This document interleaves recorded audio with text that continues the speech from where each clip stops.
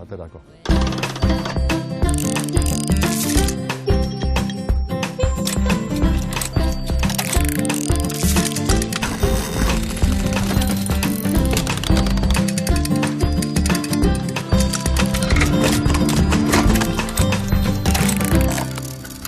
Buelta egingo dugulako Iruñera, gaur egunera, besteak beste, bitartean orain 20 urte esan didazu, aingeru zenbat lan egin duzun, azken 20 urteetan, eta saiakerak aurrentzat idatzi duzu ipuin liburuak, eta batez ere Erresumata Fedea, horren beste gozatu dugun trilogia hori, historiko hori. Bai, inaiz geldirik egon, eta, inaiz geldirik egotegoa, ez?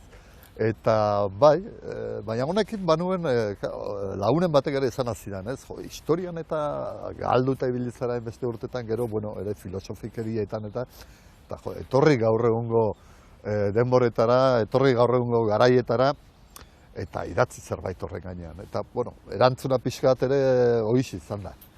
Izan da nire aterrizajea 21. mendean. Kazetaria, izatez, ZV, idazlea, itzultzailea. Izango du, kazetari hoia, Edu, barriro lanien jarriko dugu kazetari lanetan gainera, nabaritzen da, ezta? Nabaritzen da. Profesioa. Profesioa. Gaina, profesioarekin, kazetaritzarekin izan dut beti amodio gorroto zera bat.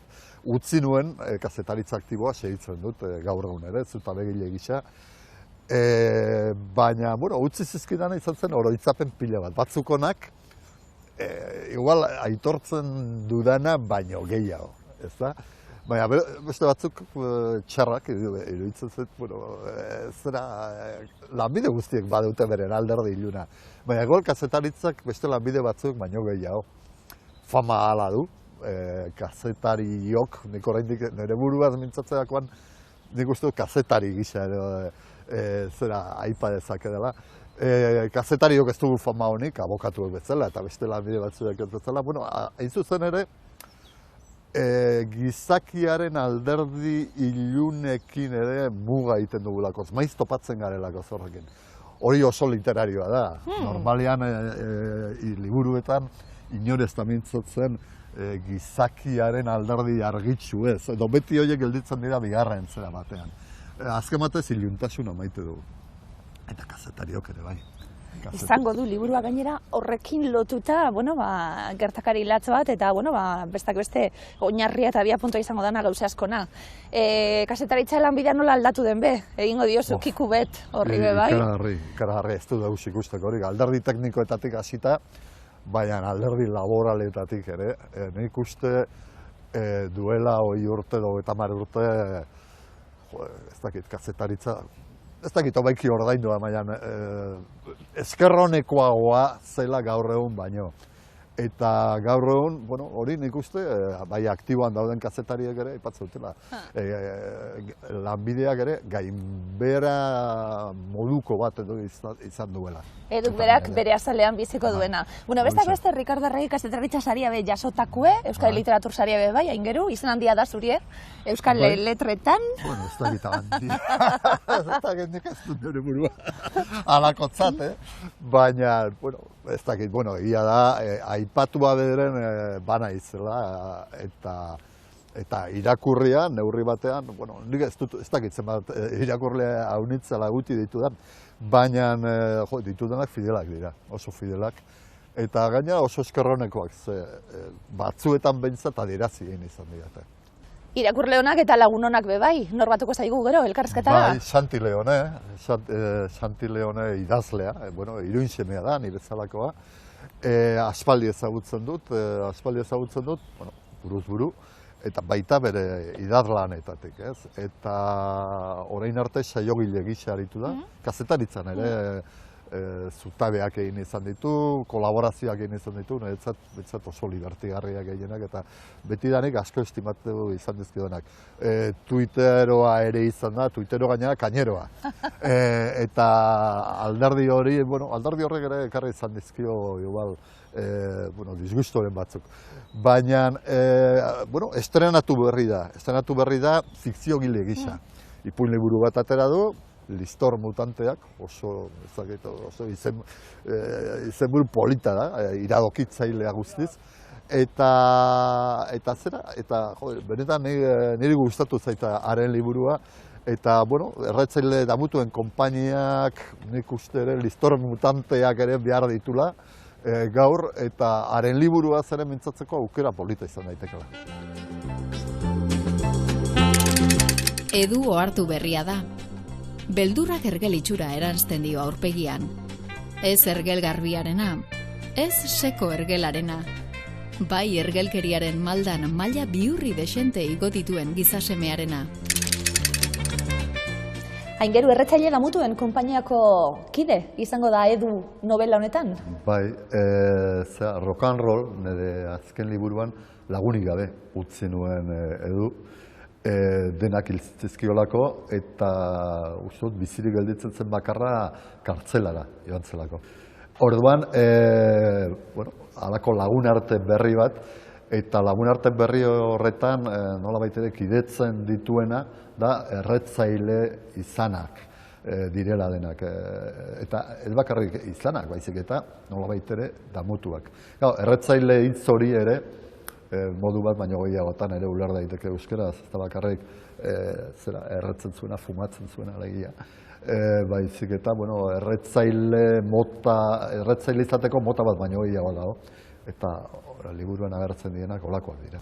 Gauza asko aldatu direlako, 20 urtetan. 20 urtetan. Erretzen utzi dute, baina alkohola etxe bizitza bere etxea utzi du, gaua, ligatze kontuak, zema gauze, iria bera bai, aldatuta dagoen. Bai, Edu aldatu da, Eduk 20 urte gehiago ditulako. Eta denbora honetan ez du bakarrik tabakoa utzi, alkohola ez du erabat utzi, baina tentu zibiltzen da. Lehenbiziko liburu horretan ikusten genuena problema nabarmen bat zeukala alkoholarekin. Drogekin ere ibiltzen zen, ez zen alako oso kontsumitzaile egunerokoa, baina bai, eta liburu honetan bentsat drogetatik urrun ibiltzera saiatzen da. Eta batez ere ikusten duguna, baina bera ere aldatu den bezala, orain kirola egiten du. Lehenago ez zuen kirola egiten. Eta hain zuzen ere, erretzaile damutuekin, kirola egiten edo bentsat ibiltzera ateratzen dira. Eta ingurua aldatu zaio Eduri. Iruña ere aldatu delako. Eta orduan, bera ere, beste toki batean bizi da, lehenagokoa ez bezala, eta Iruña, osagai etnikoa nola aldatu den hori nik uste dut islatuta edo gelditzen dela liburuan. Novela beltza, liburuan, baina esango dugu abia puntua ez dela izango egongo den arren, hilketaren bat, edo lehenengo Edu ezagutuko dugu, rock and roll irakurri barik nik esate baterako, oso ondo ulertzen dalako pertsonaian ordan, lekua zein dan eta bar, izan da purtsuet, ez da? Zuretzat ariketa idazle moduen, gaur egun ere kartzeko, gaur eguneko aldaketa hori guztiak kontatzeko, kritika sozial hori egiteko, gaur egun ariketa bat. Novela beltzaren kanonetan agertzen da, hildakoa, ez da agertu behar dela lehenbiziko herrialdean edo lehenbiziko kapituluan. Hemen ez da gertatzen, odola ez da agertzen, egungarren herrialdera arte. Niri interesatzen zitzaidan pertsonaia kokatzea. Ez da behar Edu ezagutzeko edo Eduren berri izateko, ez da behar rock and roll irakurtzea. Irakurtzen baldin bada hobe, baina ez da naita ezkoa inondik ere. Orduan, Eduren testuinguru hori, hor dagoen gizartea, zer gertatu zaion Eduri azken urtetan, zer gertatzen ari zaion momentu honetan, non dagoen bere momentu existentziala, ez da? Hori interesatzen zitzaidan. Hori trama beltza adina interesatzen zait. Hor agertzen da gizon bat, 60 urte betetzeko bezperan, bakarrik bizi dena. Nola baitere, premia handia duena, premia, nik uste dut, afektibo premia, hemen sexua agertzen da. Baina nik uste dut, azken batez, berak behar duena da, badakit topiko bat dela, maitasuna behar duela, nork maite. Nork ez. Ezta? Eta momentu horretak bakarrik premia afektibo sexual horiekin laboralki langabezian dago, gainera da iraupen luzeko langabea. Eta badakigu zer gertatzen den, 50 urtetik aurrera langabean gelditzen den jendearekin. Hau da, berriz ere lanean hasteko esperantza gutxi duena. Orduan, argazki hori, momentu existentzial horren argazkia niri interesatzen zitzaidan, behar bada nire inguruan olakoak ere ikusten ari naizelako. Eta badakit orain, igual euskal literaturan, eta badakit botako dudala, gizon zuria eta edadetuaren abenturak eta kalenturak behar bada ez direla oso interesgarriak, baina niri bai interesatzen zaizkit. Behar bada gizon zuri edadetu bat naizelakoz. Nik hitz egingo dizuedan liburua Cruyff sagako Anelo liburua da, lehenengoa dela. Eta liburuan kontatzena da gazte baten bizitza, bere bi gurasoak galtze ditunen istripu baten. Eta batean joan behar denen institutu batia daola Kanadan, beste munduko puntan. Eta hor hasi behar dunean bizitza berria bere lehengusina eta osabakin. Gauza da, institutu hori ez dela normala. Eta hor gertatzeien gauzak ja hasiera baten pertsonaiari ez zaizkiola gustatzen o ez zaizkio normalak iruditzen. Hasiera baten nik hartu nuen liburu hori pentsanez zitzaidala gustatuko oso luzea zalako. Osea, pinta txaposo da kaina oso ondo dago historia prestatuta. Eta nik errekomendatzen porque oso errez irakurtzea, oso arina da. Berehala engantzatu nindun, aste baten irakurritan ekan, eta oso ondo pasan olako irakurtzen, eta behindikan jarraitzen dudalako irakurtzen bigarren liburua. Kulturen arteko talka hori, pertsonaien bitartez egingo dana novelan, eta gero novela hain errez du, egiturari buruz hitz egingo dugulako, abiapuntu asko, pertsonai asko, elkarrizketa asko, haringu ez, baina pertsonaien bitartez, Claro, zemat gogo eta esaten gabiltzena, hemen bi kulturen arteko uztarketa, ustez ezinezkoa dana, eta lortu beharko duguna, elkar bizitza bat lortu nahi badugu, baina gure privilegio ikuspuntutik, gu aurrera goaz, euskaldun moduen eta bertakuen moduen.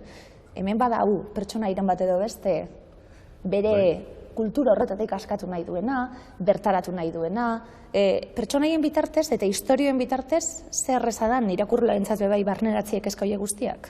Bai, zera, etorkinekin gertatzen zego, guk nahiko benituzke komenian artean, hori egiten dugu. Benetan zer pentsatzen dugun ez dakit hori den. Ez integratu eta gure gizartean zera sartzen, baina hori kasu batzuetan bereziki zaila izaten da. Hizkuntza arazoak izaten dira, gure proiektu, mintzatzen nahi naiz euskal komunitatetik, zera, gure proiektuan integratzeko arazoak ditugu, baina gero, kasu batzuetan, erlijio kontuak direla edo olako kontuak direla, hau da, gure balore sistema, gure balio sistema oso diferentea da. Eta orduan horrek talkak ekartzen ditu, horrek, eta liburu honetan, nik uste dut, talka horiek azaleratzen direla, eta bentsat nik fokoa hor jarri nahi izan dut. Alde horretatik egiten nuen historio amableagoa, baina historio amableagoa inezkero, nik uste dut realitatea nola baitere faltsutzen hariko nintzen. Horren beste azpitrama esan duguna eduren bitartez, iria nola aldatu den ikusiko dugu, sartzaroa, ligatzeko arazoak, dirurik ez izateak dakarren guztia, asko zarrazagoa izango litzatekelako dirua izango balu. Ligatzeko momentuan esate baterako. Ligatzeko momentuan, adibidez. Zalantza barik.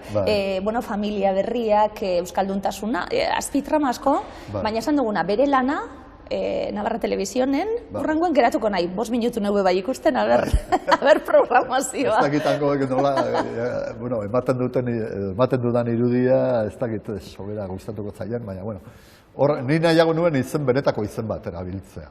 badakit oso hor, badula puntu jaia arketipikoa edo gehiegizkoa, ez? Baina, nik aldela nik benetako izenak ere bilizten ditut. Naiz eta hemen fikzio bat dagoen, jakina. Prekarietate hori, kazetaritzari dagokionez, lehen apurtxu bet komentatu duguna, talde berri egin beharko du, eduketazter egin berriak, elkarrizketa horietako bat klabea izango da. Esaten gabiltzena neska bat, derrigorrezko eskontza baten aurrien ez esaten duena, alde egiten duena, familiarekin moztu, da berak, bestelako bizitza bat egin nahi du hemen, pertsonai hori, klabetako bat izango da, bestak beste, hilketa bat egongo dalako. Bai. Erreportaje horretan agertu eta gero? Bai, hoiz, nola baitere Edu Saragüetak nahi gabe, jakina, eta gaina berak ustez sekulako aurkikuntza informatiboa edo aurkitu duela, hilketa bat eragiten du, nola baitere. Hor ere, kazetaritzari buruzkoa hausnarketa bat ere badago horren atzean. Baina, neska horren, nik uste pixkat ere ematen ari dela momentu honetan. Gure gizartean, mendebalde guztian gainera, ez Euskal Herrian. Hau da, kultura batetik datorrena, kultura horrek, gainera, kultura inposatzailea, ikaragarri inposatzailea, batetzen emakumeentzat, eta nola baitere familiarteko eta giro kultural erlijioso horretatik alde egin nahi duena. Nik uste hori gertatzen ari dela momentu honetan. Eta segurazki Euskal Herrian ere gertatzen ari dela. Nire ikuspuntuan zorionez gertatzen ari da. Eta nire nahi nuke, ez dakit, erlijio kate baten gixara edo ikusten baldin baduzu, eta nik erlijioan neurri handi batean, badu bere alderdi askatzailea, edo izan daiteke askatzailea, nik ez dut hori dukatzen. Baina erlijioak kateak direla. Eta guk nik uste privilegiatuak garela alde haunitzetatik. Hau da, hemen betidaniko euskaldunak. Privilegiatuak gara. Azken batez, privilegiatuak gara ekonomikoki, privilegiatuak gara kulturalki, baina privilegiatuak gara ere gizarte laiko bat sortzeko bidean gaudelakoz. Oraindik bada zer zuzendua, oraindik bada zer konpondua, baina gizarte laiko hori nik uste dut guk dugun mundua nola dagoen ikusita, ez gara ohartzen ze abantaila ematen digun eta ze askatasuna ematen digun. Eta gizonezkoi eta emakumezkoi bereziki. Eta hori munduko bertzetoki batzuetan ez da lortu. Eta nik uste dut, badakit orain mintzatzen da dekolonialismoa, ez? Bai, ikuspegi dekolonial hori, feminismoan ere, feminismo dekoloniala. Gaia, maigainan dagoen gaia. Maigainan dagoen gaia, ez? Eta ematen du, gu zuriak eta privilegiatuak garenez, ezin dugu mintzatu besteen izenean. Baina nik ere batzutan pentsatzen dut, horrek ze nola errezten dizkigun gauzak, ez hau haien arazoa da. Zapia eramaten baldin badu, eraman dezala. Arratsaldeko 8etan etxean egon behar baldin badu, egon dadila. Kirolik egiten alez baldin badu, ez dezala egin. Hori ez da gure arazoa. Nik, ez dakit batzuetan pentsatzen dut, hor ere ez dagoen gure aldetik, eta ni sartzen, alde hortan. Zer osoa den dekoloniala izatea. Azken aldi honetan irakurri dudan bat, Franco Connor idazle irlandarraren Huéspedes de la Nación y otros relatos. Da lehenengo liburua itzultzen diotena gaztelaniara behintzat idazle irlandar honi, 20. mendeko honi. Oso ipuin ezberdina dira, baina lehenengoa da izenburua daramana, zuzen liburu hori ematen diona, Huéspedes de la Nación, badalako kolpe bat, ez benetan, hor uzten zaituna eserita, gero itxaron behar dezu, hori irakorri ondoren urrengoari ekiteko, oso, en fin, ez dut ezer kontatuko ipuinari buruz, eren spoilerra egitea izango litzateke, baina Baina liburua bera da oso ona eta hasieratik ikusten da oso ona izango dela. Harry Hole aukeratuko dut, Jon Esborena.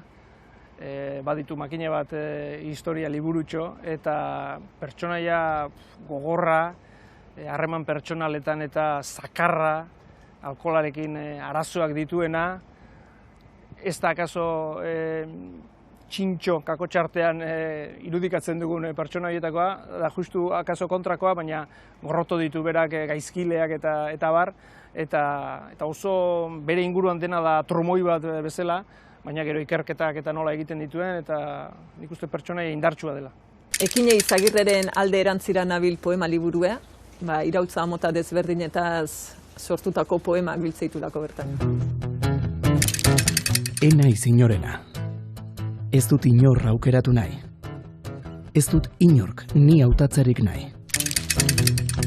Santi, historia kontuetan, danok gustoko dugu historia, baina zuek ja adituak.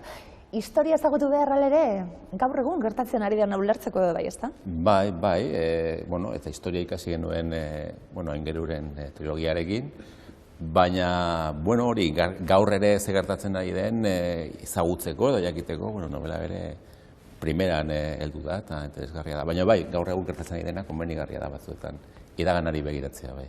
Esan dugu, hemen hilketa bat eta hilketa hori nola gertatu den eta ze gertatu den eta amaituko da novela. Ez dugulako esan, baina hasiera eta amaiera bat dauka eta itxi egingo da trama guztia.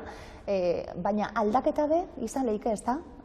Azpitramaien artean nola aldatu da hiria bera? Bai, hori ikusten da, nola aldatu den, zenolako jendea bizi den orain, non bizi garen, eta tarteka, hori gustatu zait, badira hor zaplasteko batzuk, ez?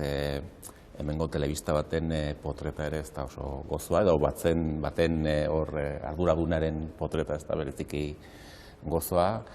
Eta tarteka, bai, igual oso serio jartzen gara, baina tarteka ere umorea ere hor dago, ez? Nik novela honekin lotxa pasatu dut. Lotxa ez. Normalean nik ez dut, etxean ere irakurtzen dut, baina normalean kafetegietan, osatuetan irakurtzen dut. Eta honekin, behin baino gehiagotan, irri egin dut ozenki. Orduan, jendeak begiratzen zidan, ze aida tipua, ez? Eta hori, umore ukitu jengatik izan da, eta normalean ez dut ozenki irri egiten batzuetan, bai irri barre bai egin, baina honekin bai gertatu zaitez. Momentu batean, ez da egitez, jartzen du, ez? Saragüeta Navarra Telebistako kazetariak insola zen nahi da, eta jartzen du, importantena zera galdetzea astu zaio, ez? Eta harimosatu, gaia zein den, eta zenbat ordaindu behar didazue. Horlako puntuak badira, eta horrekin ongi pasatut, baina tarteka batzuetan publikoan. Eskatzen du lan hori, horrek, Aingeru lehen esan duzuna, humorez doalako, baina bestelako trama bat dago novela beltzarena, horrek mantendu, egia dalako. Oso irakurtarrezak da, segurazki horregaitik. Edu maite dugu, segurazki horregaitik. Bai, azken batez pertsonai batzuetan empatetikoa, humoretsua ere gertatzen da. Nik nik uste dut humorea nire lanetan osagai importantea dela. Beti ez da gertzen, trilogia historikoan adibidez, noiz behinka gertzen zen alako zertzeladaren bat, baina normalean nik literatura ez dut humorerik gabe ulertzen. Humorea batez ere, hemen tragedia bat kontatzen da. Baina humorea baldin badago inguruan, nik uste dut ere kontatzen duzun, edo kontatu nahi duzun solemnitate horretatik ere urrultzen duen zerbait. Eta hori nik uste importantea dela. Eta neurri batean ere, idazleari nolabait ere handitasuna, komatxoen artean ere kentzen diola. Dena lurtarrago bilakatzen du. Eta hori importantea da.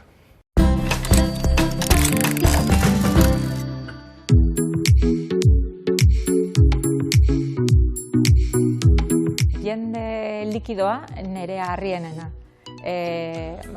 Hor badauka alako pertsonaia urpekaria dena, hemenako ariunen, eta asko eskertu genion bere momentuan pertsonai hori sartzea, eta oso liburu magikoa da, poesia, filosofia, alako kutsu polita dauka, eta hor usten dut. Itsasoko katedrala izango litzateke, Ildefonso Falconeseren idatzea.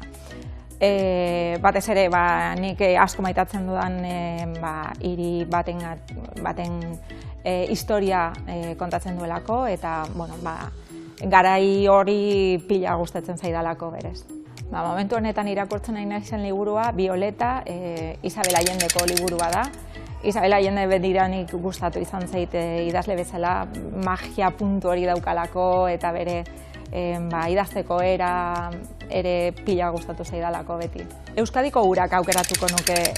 Joaquin Araujo naturalista ospetsua eta famatua zuzendatutako liburua da, eta badauzka ilustrazioak, argazkiak eta gure ingurumenari buruzko lan oso polita da, eta gaina doainezkoa eta web orrian ikusi dezakena. Irakurle moduen, geure aurreiritziak martxan jartzeko mekanismo oso nabe bai, oso modernu ekarrelako danok, baina gero begira zer gertatzen zaigun guztioi. Eta apurtxo bat gogoeta egiteko bai, bizok lagunek, iruindarrak, euskaldunak, euskaliztunak, euskaldunak zeleku okupatzen dugun gogoeta egiteko baliogarria liburue. Bai, nik uste dut, baietz, eta, zuk diozun bezala, ez, ni ere gizon zuria edadetua naiz, eta, baina, bidean nahi. Bai, eta hobe gainera bideari. Eta bai, hori gogoeta hori egin behar izan dut, eta nire burua maiz hola islatua ikusi dut, ez, honetaz ez dut pentsatu, edo honetaz bai pentsatu beharko litzateke, eta hori, bai egia da, ez, liburuak pixka bat behartzen gaituela gogoeta hori edo hausnarketa hori egitena. Bueno, gaina azken batez, neurri batean, euskaldunok gutxiengo bat gara. Gutxiengo bat gara gure herrian. Hori bagenekian.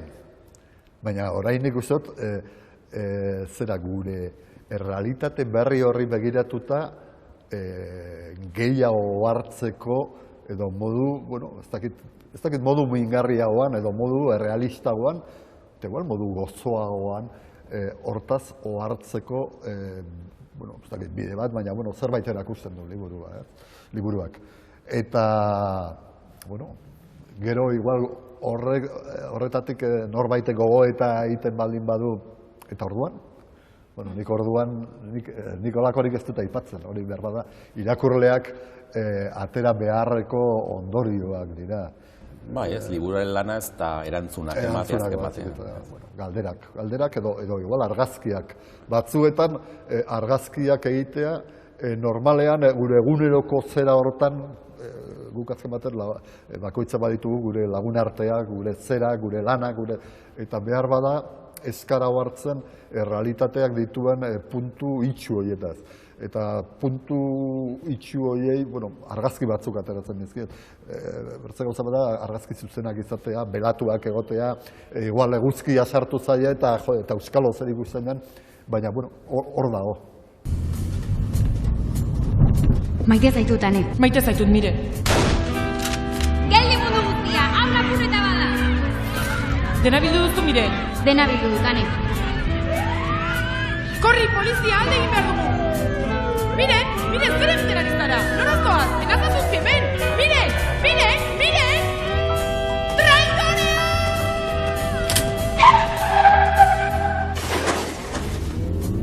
Errutik ordainduko didazu.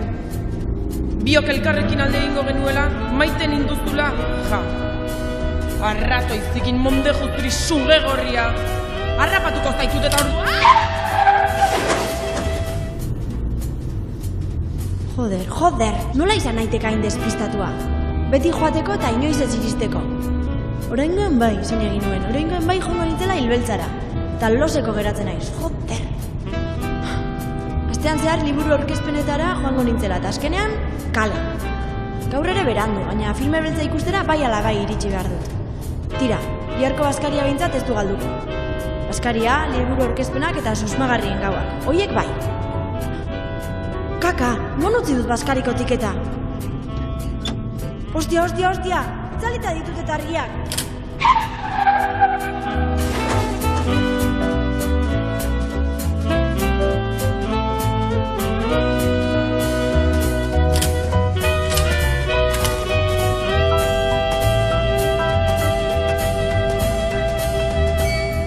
errealitatea, errealitatetik fikziori, zeube animatu zara, Santi, fikziozko liburua, ipuin liburua, Listor mutanteak.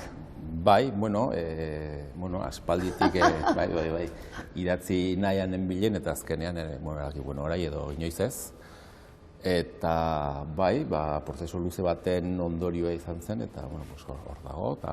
Baina, nereak ipuinak dira, nien ez du nire burua ikusten novela bat idazten, ikusten gauzak erabat diferenteak direla. Badira, bai idazleak ipuinik idazten ez dakitenak, badira bietan ongi moldatzen direnak, adibidez aingeru. Nik badakit, nire muga ezagutzen ditut, badakitena izela gauza novela bat idazteko, eta nire burua hor ipuin formatuan ikusten dut, horregatik ipuinak, eta hor da biltza nire listorrak. Bueno, dena dela, zera, aspaldi, nik uste, jende batek aspaldi espero genula noizbait fikziorako saltu hori, ez da, nik nuke neure burua paletxiko, nik uste dut, ez dakit novela bat, gaina bakoitzak zera hautatzen ditu bere generoak, baina nik espero dut bentsat azkena ez izatea, gaina nik uste dut oso estrenaldi polita izan dela fikzioan. Eta irakurle moduen, Edu Zaragoetaren beste abenturaren bat? Irakurreko dugu?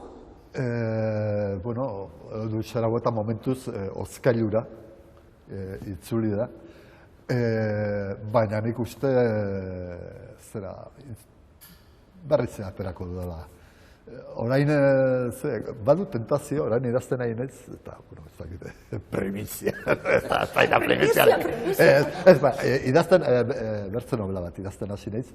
Eta hor tentazioa dut, Edu Zaragoeta berriz ere aterako dudan, hain zuzen ere, novela horretarako, baina bigarren mailako hori sekundario gisa. Bueno, 3 edo 4 urteren buruan ikusiko zuen, ikusten bai bat.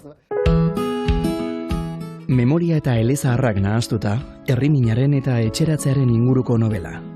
Irene Solak adierazi du istorioak kontatzeari dion maitasunetik ondu duela. Emakumezko poetek jasandako Damatxio memoria ea deusestatzeko, Maite López Laserasek antzinate klasikoko askotariko poemekin antologia osatu du. Gauzak asteazkenetan heltzen ziren herrira. Eta album ilustratu honetan ere, asteazkena da istorioaren iturburua. Niri komentatu izan didate edo aipatu izan didate behin baino gehiagotan, zera nire liburuetan heroi gutxi agertzen direla. Agertzekotan antiheroiak agertzen direlako. Nik uste dut mundu hontan denok garela antiheroiak. Eta nik bederen antieroiez idazten segitzeko borondatea dut, hemendik aurrera ere.